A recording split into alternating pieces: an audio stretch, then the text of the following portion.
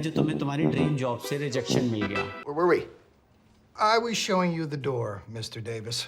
That's it over there. देखो, Steve jobs का नाम तो आपने सुना ही होगा ना। स्टीव जॉब्स और एप्पल की कहानी को लगभग सभी लोगों ने सुना है, लेकिन एक बात है जो बहुत कम लोग जानते हैं। साल 1985 में स्टीव जॉब्स को एप्पल के बोर्ड ऑफ डायरेक्टर्स ने उन्हीं की बनाई हुई कंपनी से बाहर निकाल दिया था।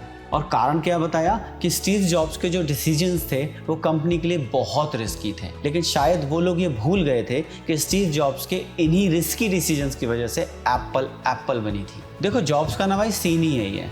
स्टीव जॉब्स जो कि इतनी बड़ी कंपनी के मालिक थे, एक झटके में अनएम्प्लॉयड बन गए। अब यहाँ पर ना ज़्यादातर लोगों के लिए क्या होगा, this will be the end of the story for them, पर not for Steve Jobs. Steve Jobs ने हार नहीं मानी, एक नई कंपनी बनाई जिसका नाम था नेक्स्ट, और उन्होंने एक एनिमेशन स्टूडियो भी खरीदा जिसका नाम था पिक्सार। ये पिक्सार स्टूडियोज वही स्टूडियो है जो उन्होंने टॉय स्टोरी, इनक्रेडिबल्स और फाइंडिंग नेमो जैसी बेहतरीन मूवीज़ बनाई। अब देखो, स्टीव जॉब्स का काम तो सही चल निकला था, लेकिन एप्पल के दूसरी तरफ बुरे दिन शुरू हो गए।